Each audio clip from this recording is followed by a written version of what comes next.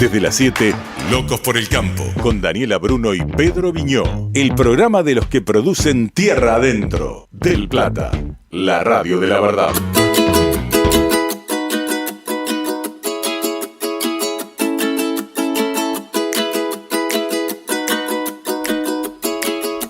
Continuamos con Locos por el Campo hasta las 8 de la mañana. Les vamos a estar haciendo compañía. Recuerden que nos pueden ver a través del canal de YouTube de Radio del Plata. Ahí estamos nosotros. Y pueden entrar a nuestra cuenta de Instagram, @locosporelcampo. El señor Pablo Nardone, @NardonePablo. Y @Pedro Viñó. Si me quieren buscar a mí me encuentran siempre. @Daniela Bruno. Ok, mira, yo me estaba olvidando de la última parte. Pero a esta hora me empieza a costar la mañana.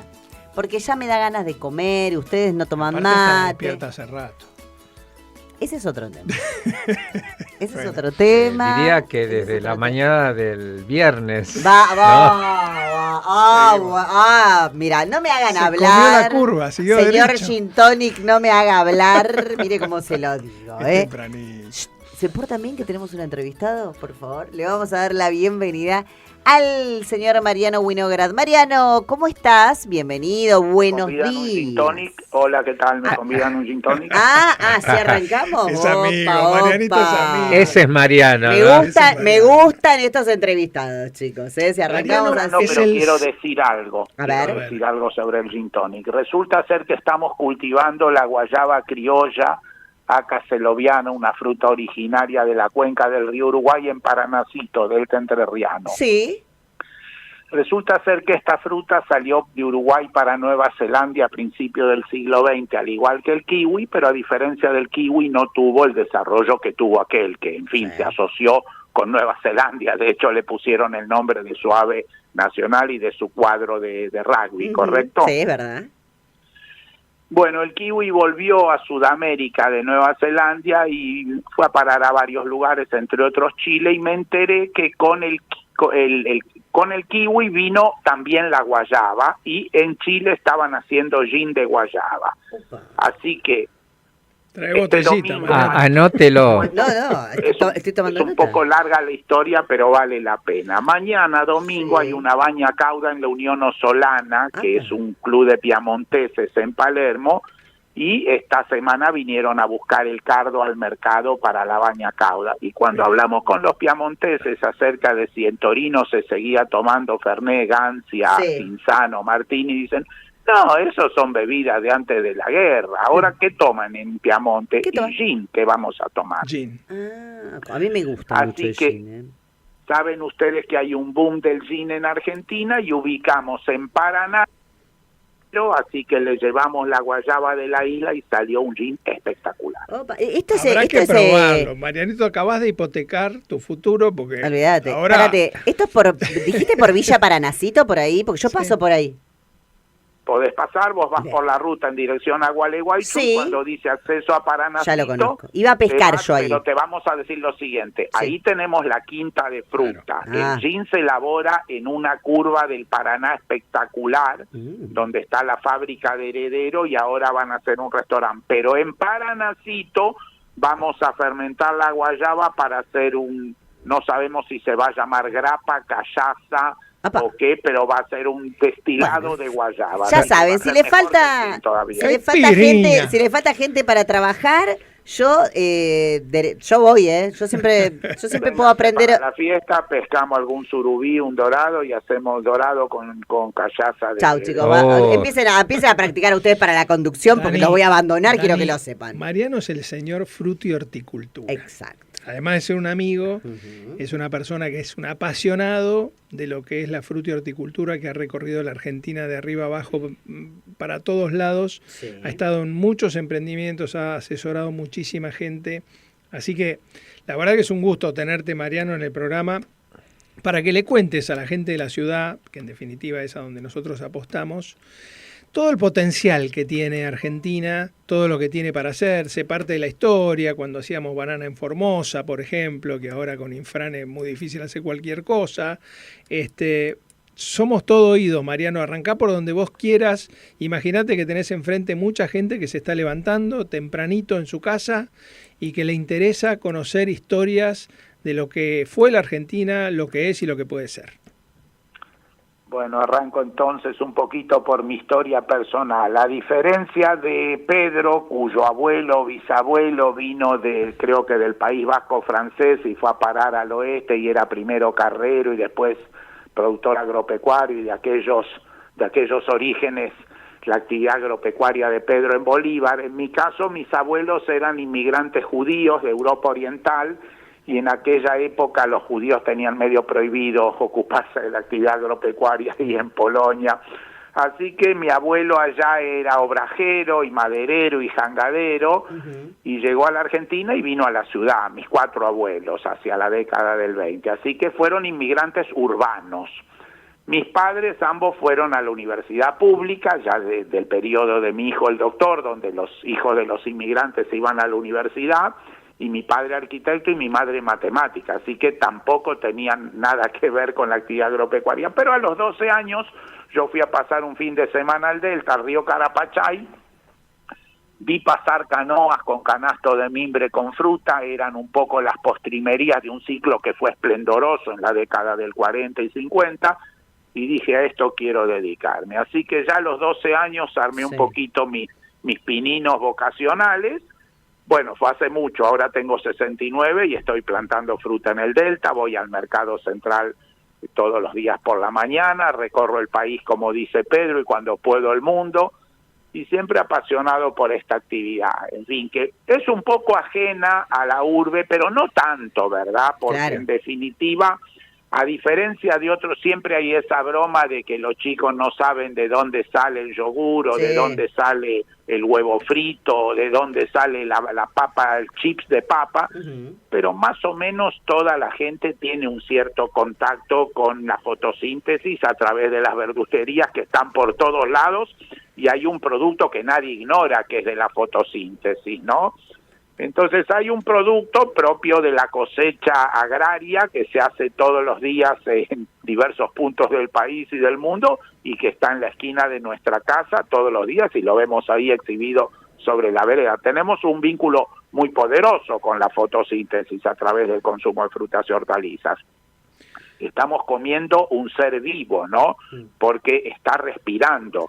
La fruta y la hortaliza, en gran medida no tener un proceso de transformación industrial, ya sea por calor o por sal o por conservación, es un producto que está vivo, está respirando. Y ahí, Mariano, déjame direccionarte vivo. un poquito, porque me parece importante que cuentes algo. Nosotros, por nuestra cultura y demás, somos muy carnívoros, somos del segundo país del mundo que más proteína animal consume. Ahora, ¿qué pasa con las frutas y las verduras? O sea, nosotros tenemos un potencial inmenso para producirlas. ¿Y qué pasa con nuestra dieta? Que vos me parece que tenés un recorrido largo en ese sentido. Contanos. Bueno, a ver, nuestra dieta, pues, tenemos que ver desde dónde arrancamos. Cuando llegó don Pedro de Mendoza con sus muchachos, no había frutas y hortalizas acá. Entonces lo único que podían hacer era bolear un ñandú, un venado. Como no lo sabían hacer muy bien, don Pedro de Mendoza se enfermó de sífilis y murió en el barco, y sus compañeros se comieron entre ellos. Cuando don Juan de Garay llega desde Asunción, ya se había vinculado con los guaraníes, que ellos sí sabían cultivar el maíz, el zapallo, la mandioca, cosa que los querandíes y los pampas que andaban por acá no sabían cultivar nada. O sea que tenemos un vínculo desde siempre precario, porque en el siglo XIX, en tiempo de la Revolución de Mayo, de Rosas, se comían pocas frutas y hortalizas. Esencialmente se comía puchero, mondongo, ese tipo de cosas. Pero cuando empiezan a venir los inmigrantes y Argentina se transforma en un destino de migración de todo el mundo, bueno, surge una cultura alimentaria mixta, ¿verdad? Tiene algo de Siria, algo de España, algo de Italia, pero esencialmente de países del Mediterráneo, en donde las frutas y hortalizas eran algo importante en la dieta.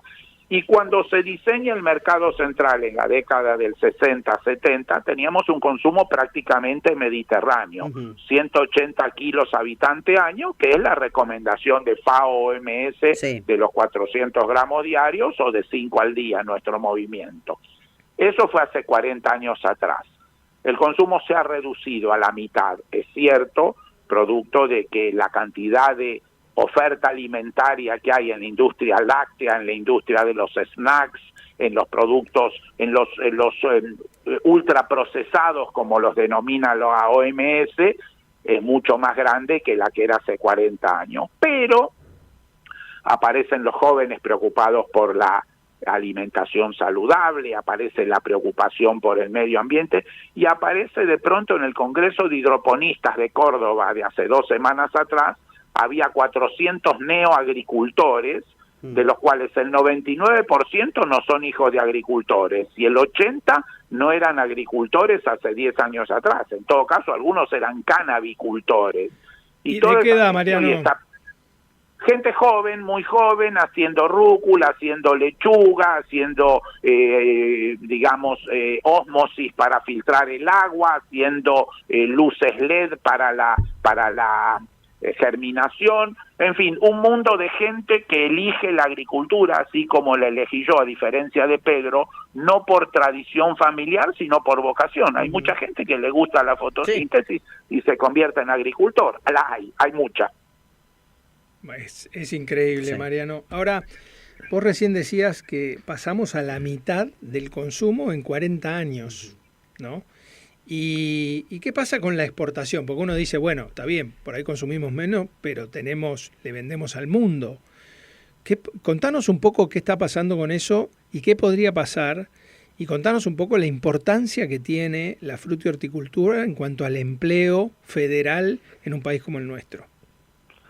Bueno, estamos atravesando una gran crisis porque Argentina lleva 40 y tantos años de democracia, no creemos en que la solución a nuestros problemas pasa por asaltar el Parlamento como ha ocurrido en Estados Unidos o en Brasil, o invadir al país de al lado como ha ocurrido en Rusia, Ucrania, pero no estamos logrando el desarrollo económico que nos prometió Alfonsín. Él nos dijo que con la democracia se comía, se curaba y se educaba, y bueno, con la democracia somos libres, pero no hemos logrado reducir sino incrementar la pobreza. Esto ha implicado la elección de Milei, en fin, algo un poco sorprendente, pero producto de un hastío. En materia de consumo frutícola hemos tenido un retroceso, en materia de pobreza hemos tenido un incremento, casi una decuplicación, y en materia de exportación hemos perdido el protagonismo. Cuando yo me recibí de agrónomo en el 79, la exportación del Valle de Río Negro, la exportación de citricultura, era muy importante, luego vendría el arándano y otros productos. Hoy estamos muy hackeados por países competidores que en mi época de universitario no eran nada, como Chile, Perú, Brasil, y hoy son potencias y nosotros no lo somos. De hecho, hoy a la mañana en el mercado central me encontraba con abundancia de producto importado de países vecinos, pero no ya solo palta o kiwi, sino inclusive papa, batata, zanahoria y cucurbitácea. Pero a ver, acá te pregunto esto, siempre digo lo mismo, desde la ignorancia total.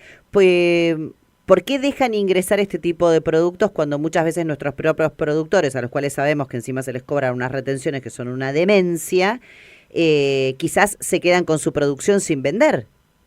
Porque me parece que no es algo muy competitivo, que digamos. Es complejo, vamos a hablar de política. Hay un aspecto fitosanitario y hay un aspecto de libertad económica y hay un aspecto de competitividad. Desde el aspecto fitosanitario, yo soy uno de los objetores al poder omnímodo de los organismos que hacen el control de la sanidad vegetal, no porque no crea en la sanidad vegetal, sino porque como única política agropecuaria, tener un dólar atrasado, retenciones y un SENASA omnímodo es un poco paradójico. De hecho, el amigo Sturzenegger, el señor desregulación, días pasados tuvo que anular una reglamentación del SENASA que era ridícula en cuanto al empaque de la sandía. ¿Recuerdan el Messi de la sandía que mandó una foto desde un camión cruzando la frontera de Argentina a Paraguay? Sí. Entonces, el poder omnímodo de los organismos de sanidad vegetal es un problema mundial, que han sido esencialmente barreras arancelarias. Si a eso agregamos que la Argentina es un país que hace muchísimos años atrás tiene unas políticas antiagrarias y antiproductivas, que agravian mucho más a la soja que a la frutihorticultura, porque las retenciones en frutihorticultura nunca fueron del 35%, ni hubo una 125%. En fin, ahí tenemos un aspecto político y la realidad es que los argentinos hemos elegido ahora recientemente liberarnos un poco de aquel control del dólar que se hacía históricamente, y ahora el dólar está barato, pero por sí.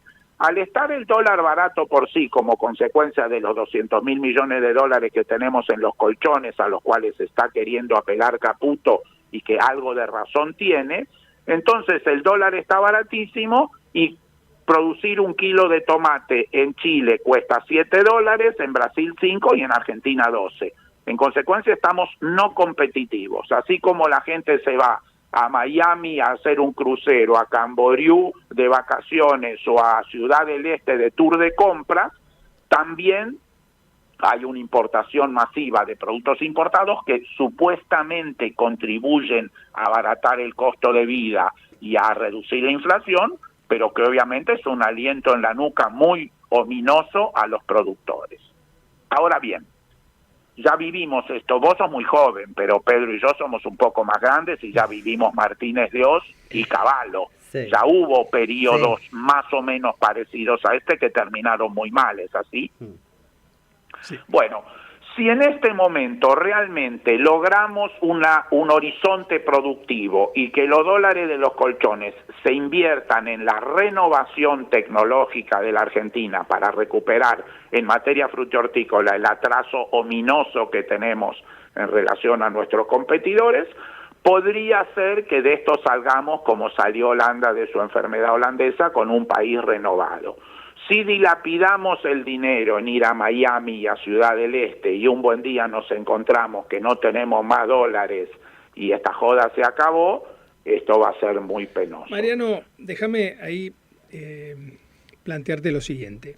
Adelante. Si dejáramos de lado digamos, el costo argentino, la economía, el precio del dólar, Argentina tiene condiciones naturales excepcionales para producción de muchísimas especies frutihortícolas, ¿no?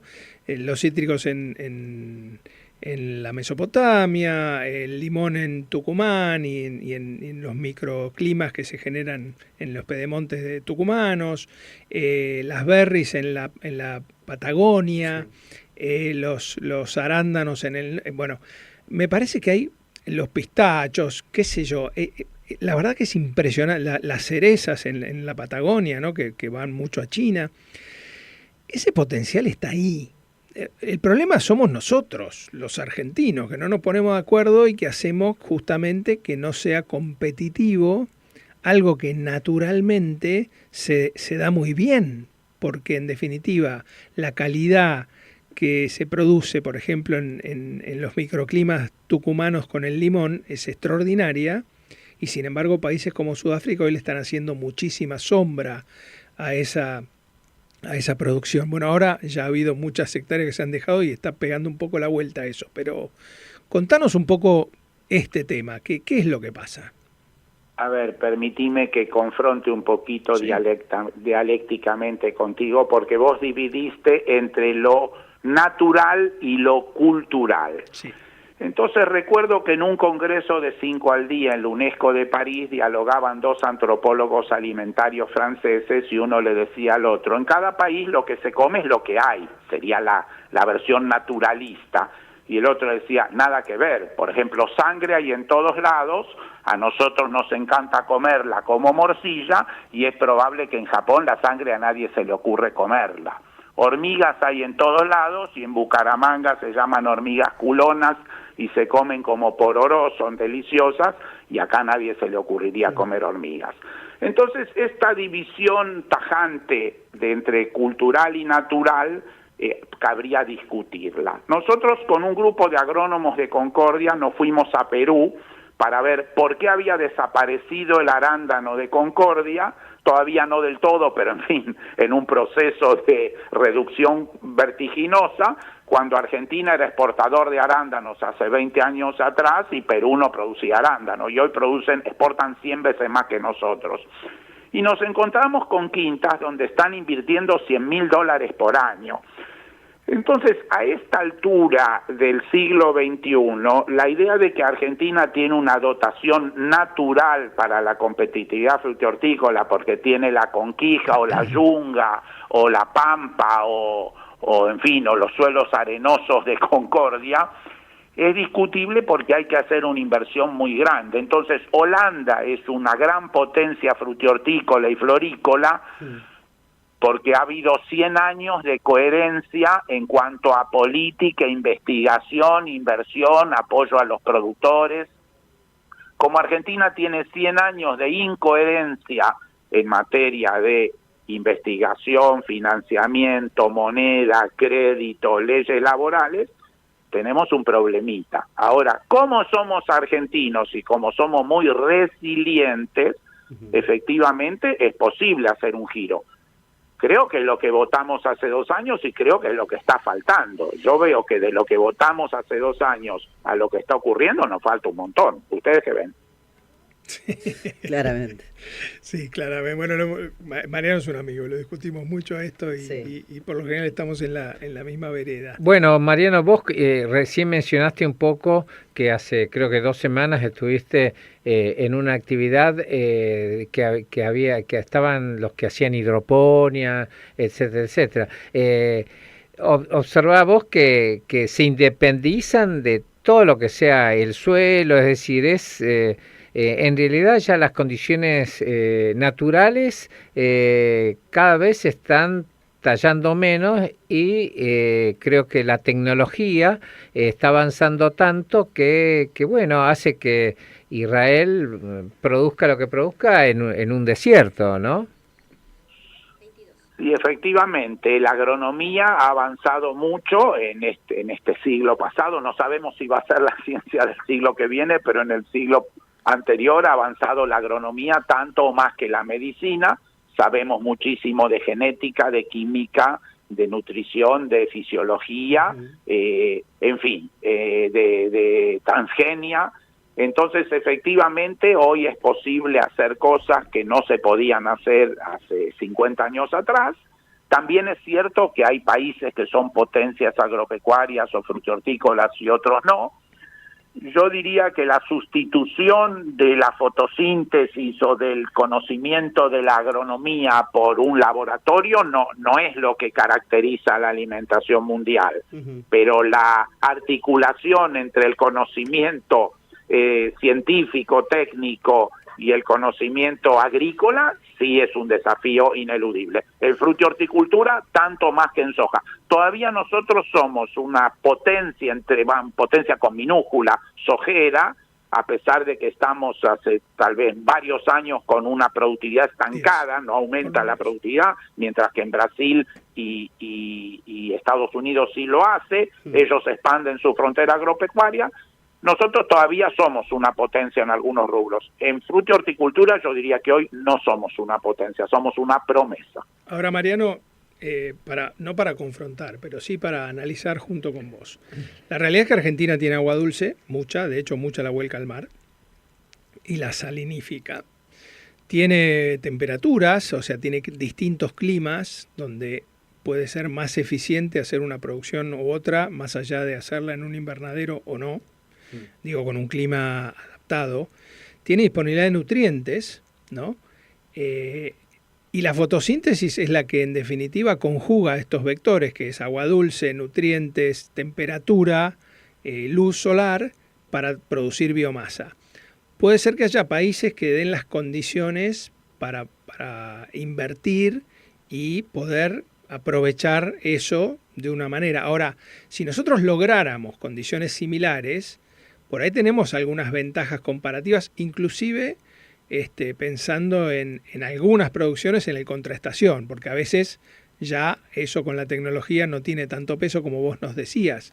Ahora, ¿sigue pesando eso o vos creés que directamente la tecnología y el conocimiento pasa por encima de eso y vamos a desengancharnos de lo que es natural y vamos a lo antrópico, digamos? No, yo creo que los recursos naturales son clave, pero países que tienen agua o que tuvieron agua o que de pronto la negligenciaron. La agricultura se inventó en la Mesopotamia, en Irak, donde los ríos Tigris y Éufrates eran el recurso para la agricultura, y de allí salieron los jardines colgantes de Babilonia, hasta que hoy Irak es un país que está hecho bolsa. Y países que abandonan la agricultura y se dedican a otra cosa, al petróleo, puede ser Nigeria o puede ser Venezuela. Egipto era un país que tenía el agua desde siempre y estuvo durante años dilapidado, y ahora es una potencia agrícola, cosa que ya no es Israel. Hay una dinámica, la agricultura se mueve de Italia a Grecia y se mueve de España a Portugal y se mueve de Chile a Perú, porque llega un proceso de abuso de los recursos o de incremento de costos.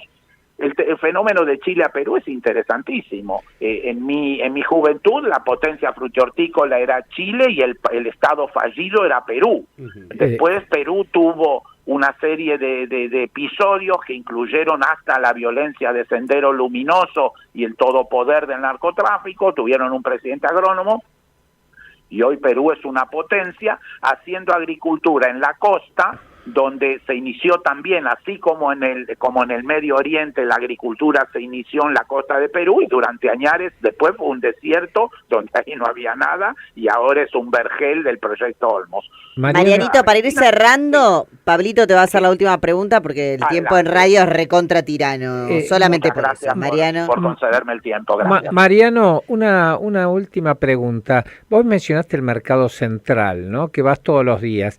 Yo cada tanto voy y veo que hay toneladas de fruta en mal estado que se descarta. ¿Por qué no se aprovecha todos estos residuos, como en algunos países que hacen biogás y energía? ¿O cuál es el destino de todo esto, Mariano? Que son recursos, ¿no?, cada vez más valiosos. A ver, el producto frutihortícola tiene un 90% agua, no es como un cereal, dice Fernando Vilella que la biomasa viaja muy mal. En el caso nuestro es esencialmente agua, biomasa, pero con un 90% de agua. Mientras el producto está en condiciones de excelencia, ese agua vale, en fin, 2, 3, 4 mil pesos el kilo. En cuanto se deteriora, para convertir agua en energía no es conveniente, no es un recurso esencialmente hidrato de carbono, ¿no? Yo creo que ahí está el problema. La idea de convertir el residuo, apareció el tema de la mosca soldado, hay temas de biogás, pero no es un recurso energético tan interesante como podría ser la paja del trigo. Esto merece un análisis, pero si nosotros tiramos mucha fruta y hortaliza en los mercados, es porque tenemos un pésimo sistema de poscosecha y logística. Es un testimonio de un fracaso, no un recurso valioso. Bueno, está bueno porque dejas como un tema abierto para que quizás aparezcan nuevas ideas, ¿no? Digo, me parece que siempre es bueno investigar por ahí un poquito más. Mariano, yo te quiero agradecer muchísimo por el tiempo que te tomaste para estar con nosotros acá en Locos por el Campo, y espero que estés, por supuesto, nuevamente. El agradecimiento es mío, a los tres un abrazo enorme. Un abrazo, Cuentan Mariano. conmigo. Gracias, Mariano, nos vemos. Muchas gracias, hasta luego. Un saludo muy grande, y nosotros, por supuesto, nos queda un ratito más, hasta las 8 de la mañana nos hacemos compañía aquí en Radio del Plata con Locos por el Campo. Ya venimos.